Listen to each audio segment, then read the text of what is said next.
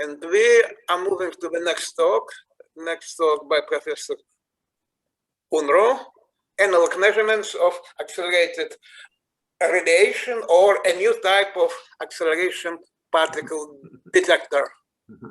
Please. Okay, so this is all in the context of, let me close that.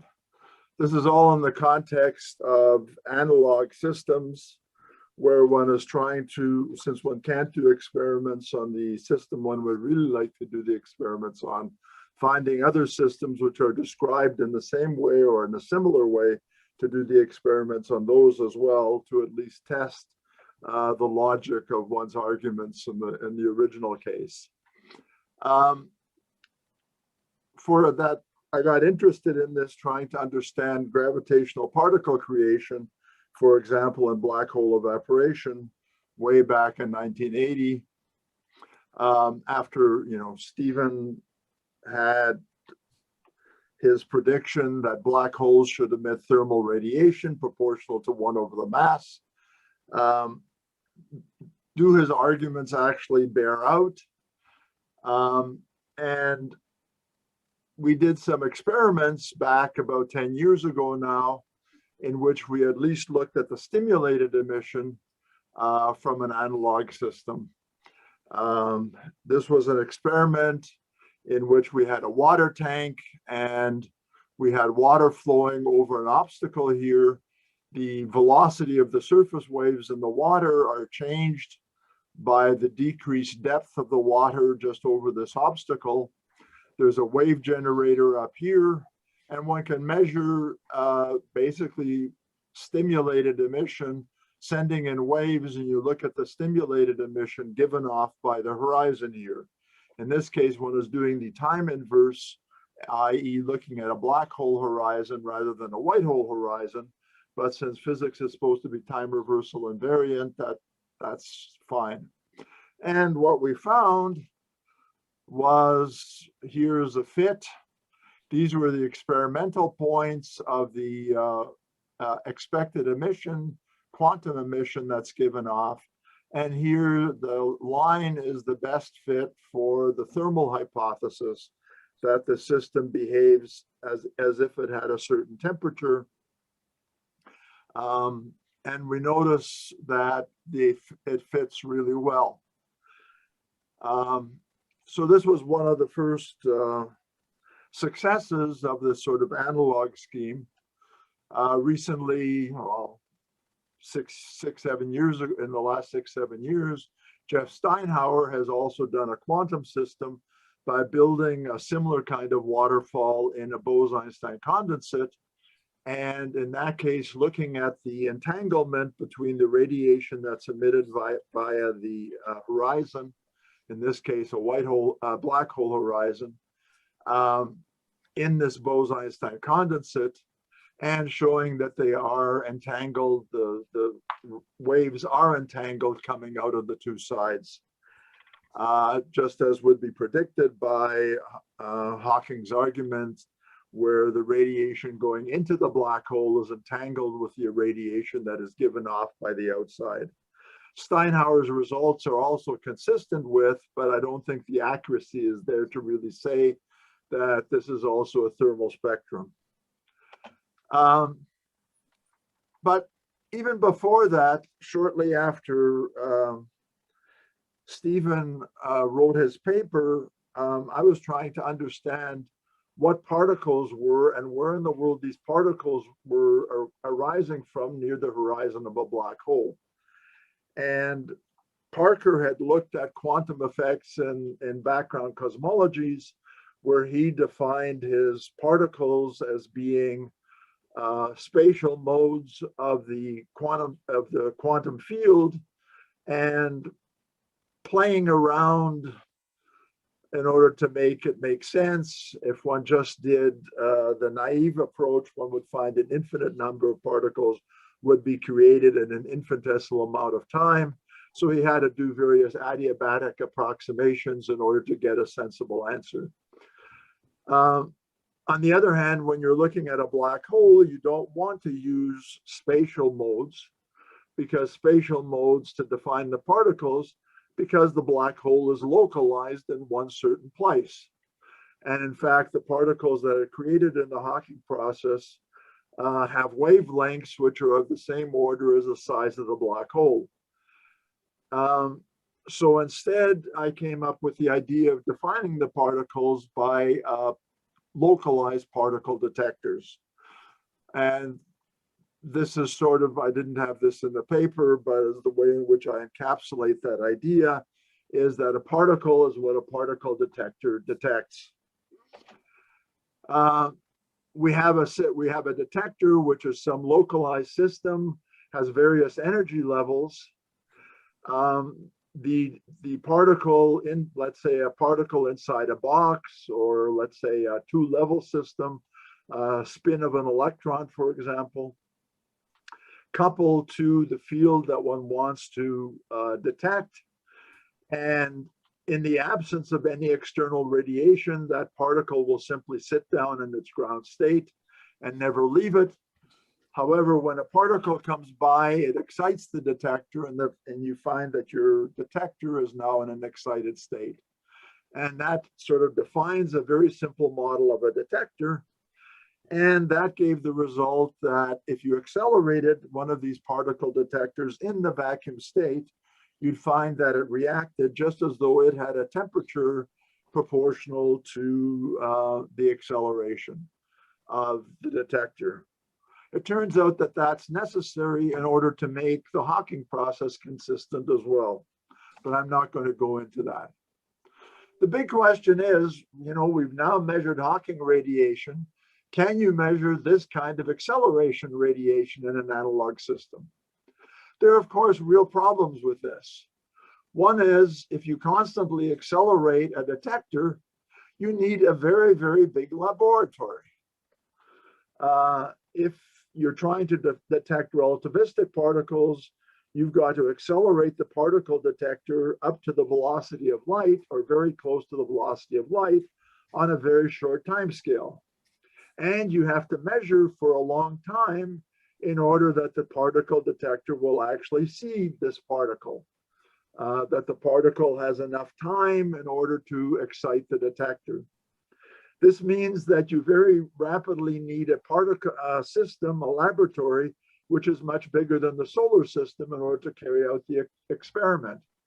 And even NSF is probably not going to fund that. Number two, the effect depends not only on acceleration, but also on the relativistic time dilation. And unfortunately, in these analog systems, you don't have the relativistic time dilation. Time is just ordinary Newtonian time. And if that's true, then there's no thermal effect in the analog system, at least unless the analog is running at the velocity of light. But if you're looking at sound waves, for example, whose velocities are, hundreds of meters per second or kilometers per second, there's just no way that there's any relativistic time dilation. The other thing is that these analogs have a non-trivial dispersion relationship. And as you accelerate the particle detector, you're going to get up into that regime in which the dispersion relationship becomes extremely important very, very rapidly. So that makes the detection of this acceleration kind of thermal effect much, much more difficult than it does for the black hole. Bell and Linnaeus, however, gave us a hint as to how one might be able to get around this. And that is, they looked at circular acceleration, where instead of having the particle be linearly accelerated, you have it go in a circle. And we know since Huygens that a particle going around in a circle also is accelerated. The magnitude of the acceleration is constant, but the direction, of course, changes, which changes the results a bit. But what Bell and Linnaeus and various people have shown is that it really doesn't matter that much. if you have an electron storage ring, you could get a temperature, you know, like Hera or something. You could get acceleration temperatures of the order of 1,000 degrees Kelvin. Furthermore, you have automatically a thermometer there because the electron is a two-level system. It's in a magnetic field. That magnetic field splits those two-level systems. It's in a magnetic field in order to accelerate the electron around its in a circle, but that also splits the two levels of the electron, and that gives you a thermometer by which you could measure the temperature of the surrounding bath of electromagnetic radiation. I gave a talk on this at one of Pissinchen's Monterey meetings way back in the 90s, where I mentioned this, and J.D. Jackson just didn't believe this. He had done calculations already back in the 1970s on the depolarization of spin in a storage ring, and found some peculiarities which he said just didn't look like a thermal spectrum. And this, of course, bothered me, so I redid the calculations and discovered, lo and behold, that there's a problem with the electrons in the storage ring in the sense that there are two thermometers. One of the thermometers is the spin of the electron, and the external electromagnetic radiation flips that spin. And that spin flipping is what gives you the depolarization of the electron in the storage ring. But there's another effect, and that is that in holding the electron in the storage ring, you can also have Z oscillations, oscillations of the electron outside of the plane of the storage ring. And those oscillations out of the plane of the storage ring via the Thomas precession can also flip the spin of the electron. And it's exactly the same electromagnetic field that causes these Z oscillations as causes the spin flips. And you therefore get coherence between those two thermometers. And the Z oscillations, in fact, affect the spin flip more than the other way around. And that interference between the two changes the spectrum, if you will, of the that the electron can see. Now, in an actual storage ring, the problem is that the G factor of the electron is fixed by nature. But if you imagine that you had a particle which had a variable G factor, then you could map out what the response, what the depolarization would be because of that. And Jackson pointed out that there are these weird peculiarities. For example, this isn't a nice tanh function. You get these little wiggles and bumps down here. You get a displacement from zero, etc. You get all kinds of funny behavior that doesn't look thermal. And so he just didn't believe that one could reinterpret this thermally. And what I did in my calculation, rather than in Bell and Linnaeus's calculation, was to look at this in detail and show that there was a direct interference between the two effects. So therefore, that tells us that the electron in the circular acceleration acts very similarly to the linear acceleration. The temperature is thermal. I mean, the state is thermal. But however, the temperature is mildly frequency dependent. For the electromagnetic field, it differs by something like about 10% around an average value. The actual temperature is slightly different than the linear acceleration case, which is this straight line here. The circular acceleration has a temperature which is lower at low frequencies and then increases at high frequencies. But the effect looks very similar, and one can describe the whole effect that Bell and Linnaeus had for storage rings in terms of this accelerated detector seeing the electromagnetic field as having a frequency-dependent thermal bath surrounding it. So this gives one hope. At least this kind of circular acceleration doesn't run out of the experimental laboratory. You can think about doing it in a tiny little system on a lab table. One of the problems, of course, is that if one sticks a little detector inside this, let's say a Bose-Einstein condensate, whose temperature can be made small enough that one might have a hope of seeing something, you drag something through the Bose-Einstein condensates that's going to produce rotons, etc., and completely mess up the Bose-Einstein condensate. So what can you do? Now, in the last year and a half, nobody's been able to meet together.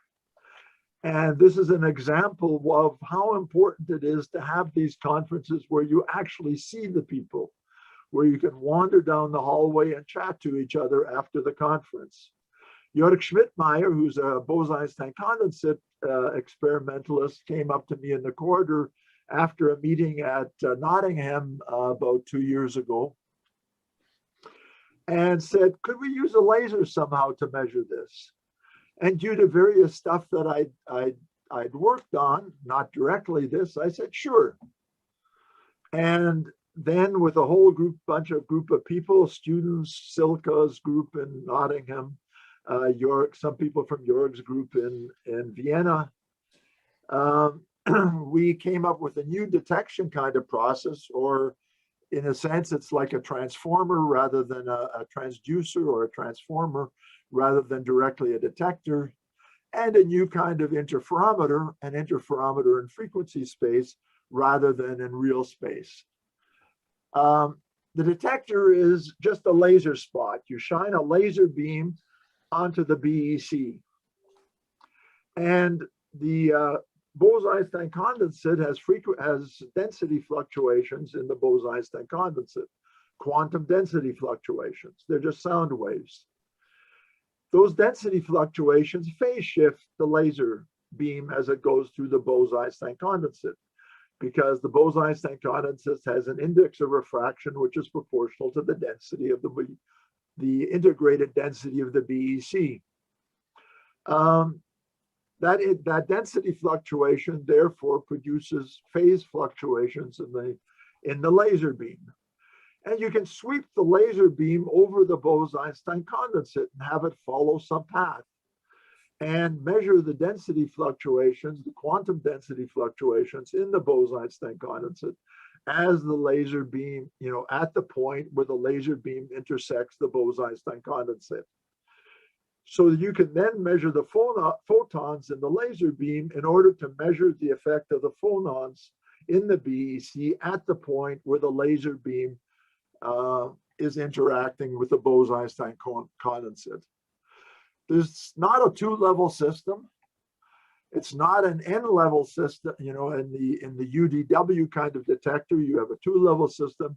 It's not a multi-level system, as I originally had in accelerating a little box with particles in a box. This is a broadband transducer. It measures these density fluctuations at a whole bunch of frequencies at the same time. You're just transferring some of the density fluctuations in the BEC into the laser field, into these phase fluctuations in the laser field.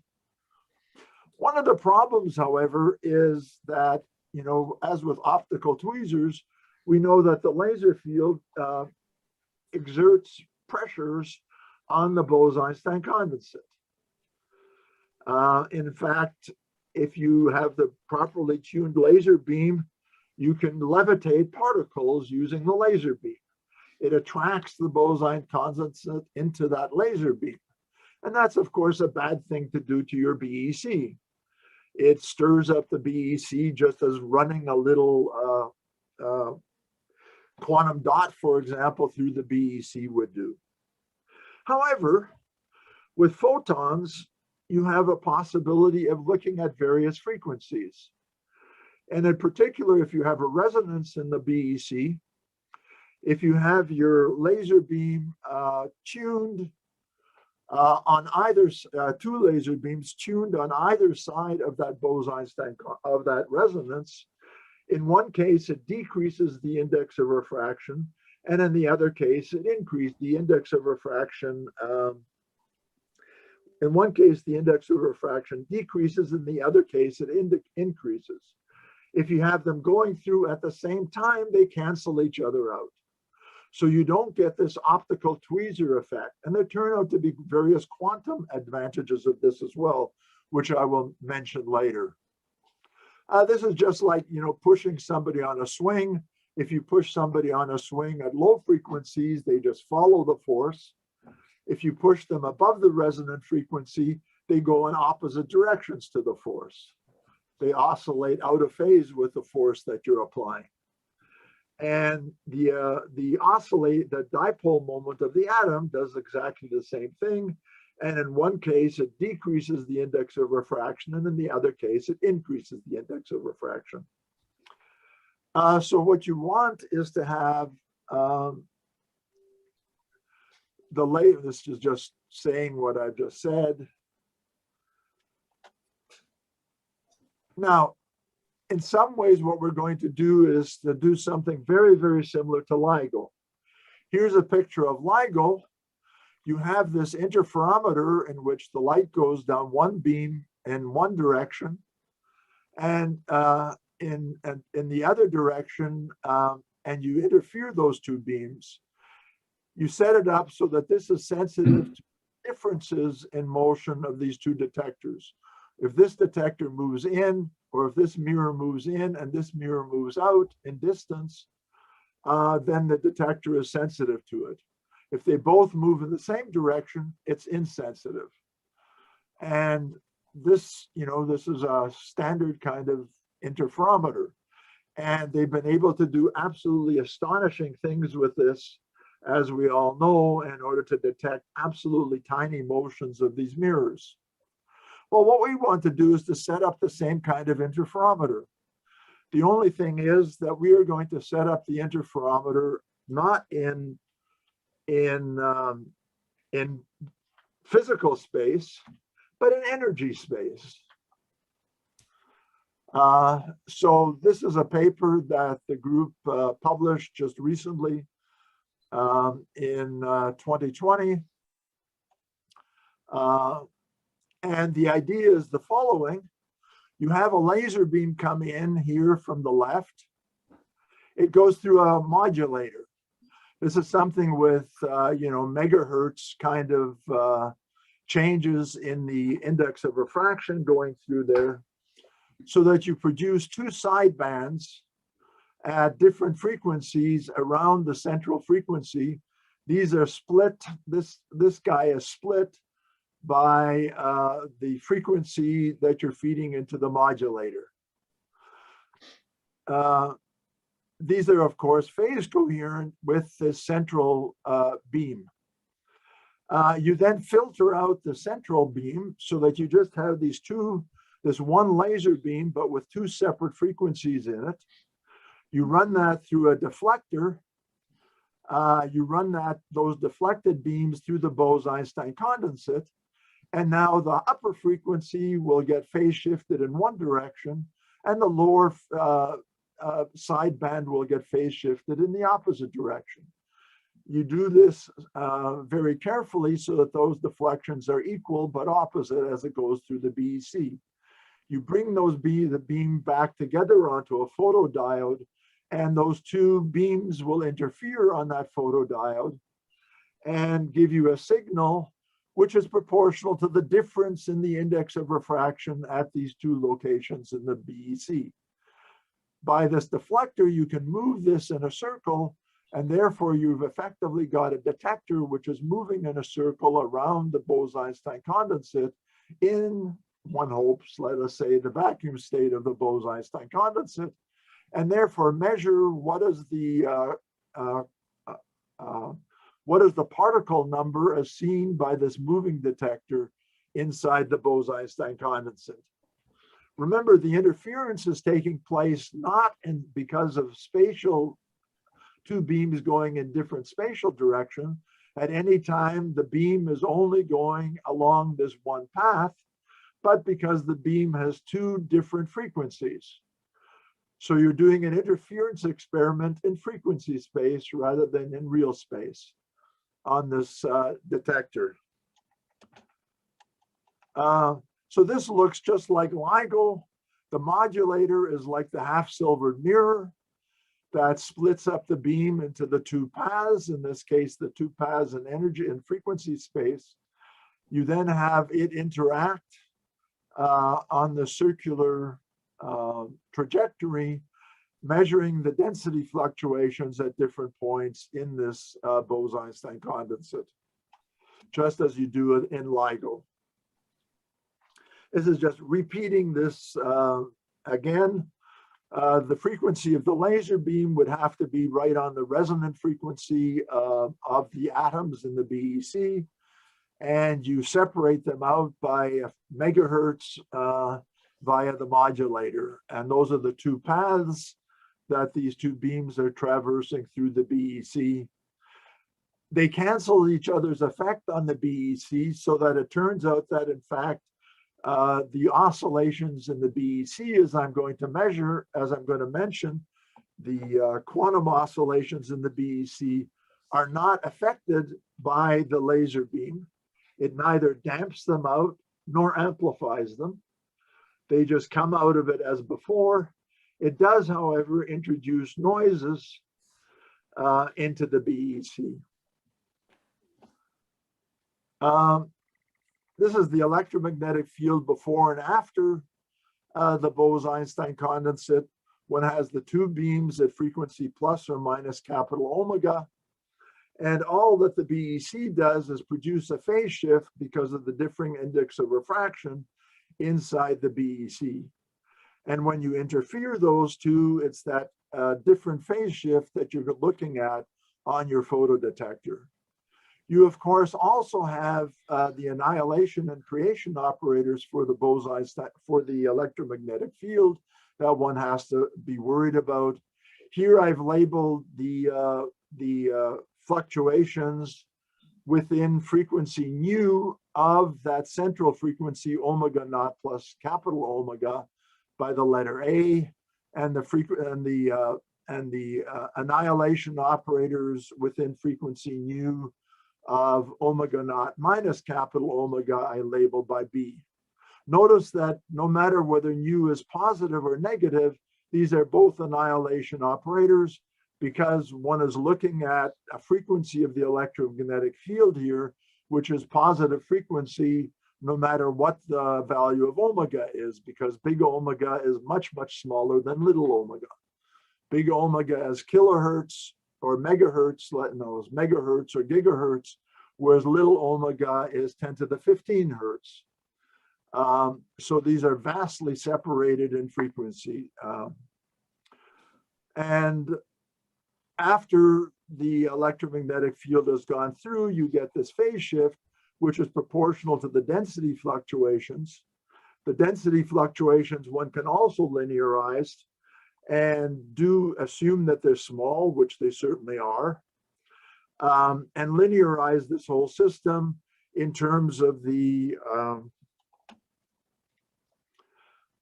density, in terms of the fluctuations of the Gross-Piatowski field here. I will call the fluctuations in the Gross-Piatowski field D. These are the creation and annihilation operators. If nu is negative, it's a creation operator. If nu is positive, it's an annihilation operator.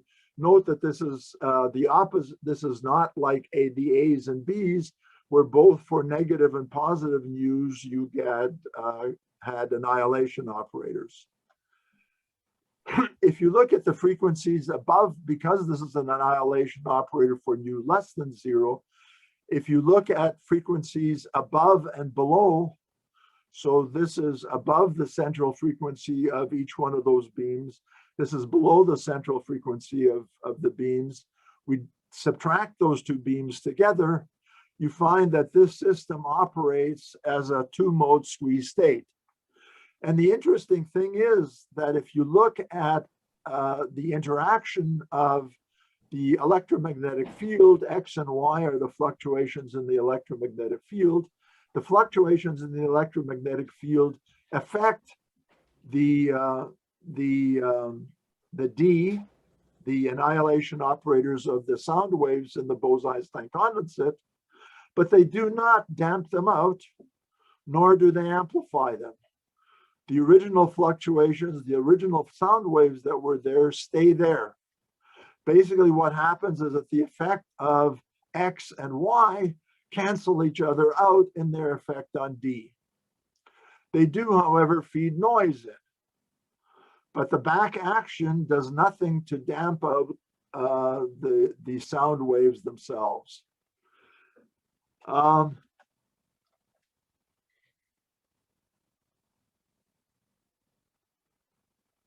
Now, if the spot was stationary, this guy would look, this guy would just be the annihilation and creation operators for the sound waves for the Gross-Piatowski field.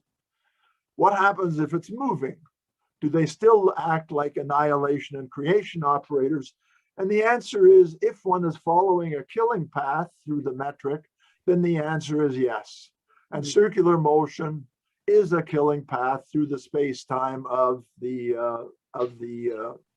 fluid. And as Bob helped me to understand, if I look at the commutation relations between the Ds, you find you get exactly the same commutation relation for these guys, which are following the circular path, as you do when it's at rest. So everything works out. This is an attempt to show you what's happening in the system.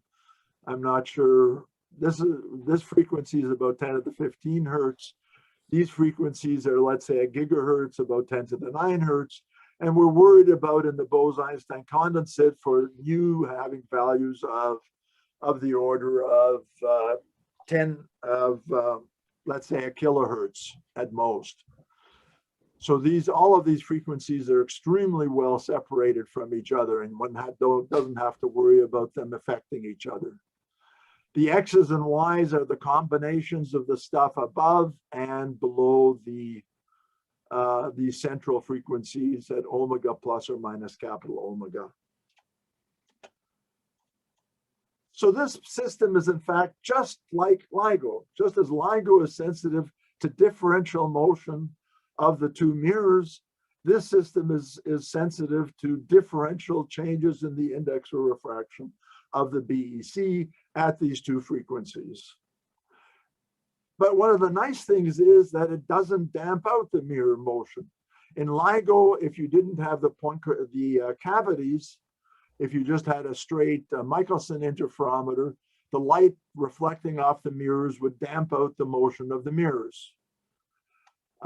In this case, however, it doesn't damp out the motion in the Bose-Einstein condensate. It does introduce noise in, but it doesn't damp out the motion. So the BEC quantum density fluctuations are converted into light beams. Unlike LIGO, in LIGO, the signal is the gravity wave, which is about as classical a system as you could imagine. The number of phonons, the number of gravitons detected in these in LIGO is some figure like 10 to the 20th. So this is definitely a very, very coherent state with the quantum fluctuations of the gravitational field being completely negligible. In the BEC, on the other hand, it really is a quantum system. If it's large enough, then the back action of the noise, for example, that goes into the thing propagates away from where the beam intersects the BEC and doesn't reflect back in to affect the motion, affect the signal that one sees. Fortunately, in a BEC, the velocity of sound is extremely slow, millimeters per second, rather than 10 to the 10th meters per second, centimeters per second. Yeah. And using reasonable parameters, i.e. parameters which have been achieved individually in many different experiments, it looks like this experiment is just about doable. The detector is not a two-level system, it's broadband. So you're not simply sampling what's happening at a single frequency, you're sampling what's happening over a whole range of frequencies so that one can actually see the thermal spectrum if that's what one is looking for. This is, you know, believable, you know, whether or not all of the parameters can be done in exactly the same system in such a way as to make it work is unclear. But this is the sort of signal to noise ratio that we feel that we should be able to detect. This is the energy in hertz of the signal that's coming out, the energy that one is looking at. It's got, because of the way in which the detection is done, it's got varying sensitivities, but the signal to noise ratio is of the order of 3 or 4, which is certainly detectable. And all of these parameters that we have here have all been accomplished in different systems. Whether or not one can do it in the same system is still unclear, but it's not that any of these parameters are completely ridiculous. So it looks like this experiment should be doable. And that's one of the things that we now have the money in order to try it out, or at least to try out various things to make sure that this will work. So next year or two, I'm running out of time. Yes, for you 25 minutes here. Yeah, okay, I will, okay. I will, this is my last slide. Within the next year or two, we should at least get an indication whether these parameters are achievable together. And we hope that in addition to measurements of black hole radiation in an analog system, we will also have the first measurement of acceleration radiation in one of these analog systems. In addition, the hope is that this will contribute to the technical development of measurements on BECs. This is a way of probing the BEC at a single point in the BEC. Usually when one looks at a BEC, one sets up the BEC, and then one either hits the BEC with this massive light beam to measure the index of refraction at various points, or switches off the trap in such a way that the BEC falls and measure the velocity of the BEC particles as they fall out of the trap. But in any case, at one instant of time, you can get a snapshot of what's going on in the BEC. Here, one should be able to follow the time dependence of a single BEC for a while, assuming that the laser system doesn't heat up due to these quantum fluctuations, the BEC by too much. One of the things I didn't point out was, in fact, that one can also imagine using squeezing techniques, because both the measurement and the effect on the BEC both look at the same kind of, the same squeeze state will minimize both of those. In Ligo, there's a competition. The measurement that you're doing on the output is a complementary variable to the force on the mirrors that gets produced. In this case, it's the same variable, so one should be able to reduce the effect by appropriately squeezing the state of the system. So it's an exciting system, and that's all I have to say. I apologize for whipping through this so rapidly. Thank you, Bill. We have one question from Igor. Igor. Yeah, first of all, thank you very much, Bill, for your remarkable paper. What do you think about the following experiment? Let us use an explosion. I mean, put your detector in a wood box near from bomb and see what will happen after the explosion. Or maybe better to shoot two detectors to each other and see what will happen after colliding. The problem is that macroscopic objects, you need accelerations of 10 to the 22 or let's say 10 to the 20 g, little g, in order to get 1 degree Kelvin. Mhm. And that, of course, is an extremely difficult thing to do. People have suggested that, perhaps in these heavy ion collisions, that the acceleration of the ions is of sufficient violence, sufficiently high, that one could get non-trivial temperatures produced. One of the problems, of course, is that because of this particle detector business, a particle detector has to be switched on for a sizable length of time in order for it to be able to detect the particle. What this effectively means is that the particle detector has to be running for a length of time which is significantly longer than the time it takes to accelerate the detector from 0 up to the velocity of light. And in an explosion, or even in a heavy ion collision, the time scale is much less than that. So whether or not what one is seeing is the acceleration radiation, or is simply due to the fact that things, you're just moving things very rapidly, and so it wouldn't be a thermal spectrum at all, is very unclear. Thank you. Okay, next question by Alexey Rev.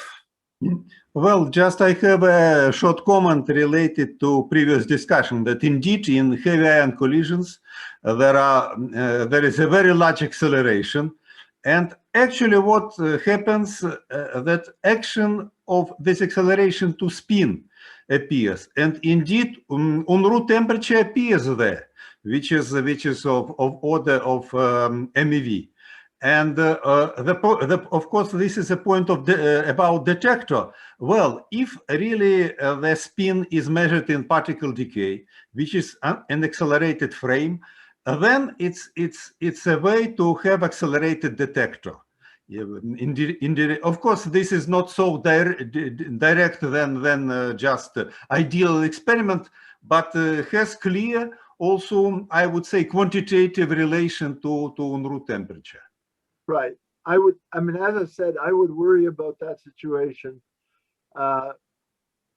because of the fact that the collision the acceleration lasts for a very, very short time. Yeah. It's basically the amount of time required to slow down one of the atoms from something like close to the velocity of light to 0, to the center of frame. And when the effect takes place in such a short time interval, it becomes very unclear that the spectrum that one is supposed to see is a thermal spectrum. Certainly the acceleration time scale,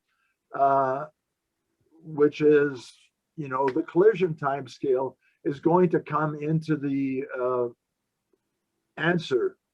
But if, for example, one takes one of these detectors, one has it at rest, one doesn't move it at all, and one switches on the detector for a short period of time, that's also going to excite the detector. And the excitation of the detector will be more or less the time scale that it takes to switch on and switch off the coupling to the field. But that isn't really, the spectrum certainly isn't thermal. It has this time scale in it, which is the same kind of time scale as I mentioned before, i.e. the time it takes to accelerate something from 0 up to the velocity of light. So the interpretation of that as being a detection of, the stuff that I did way back when, 50 years ago almost now, boy, am I getting old, I worry about it. Well, I fully agree. It's not that clear.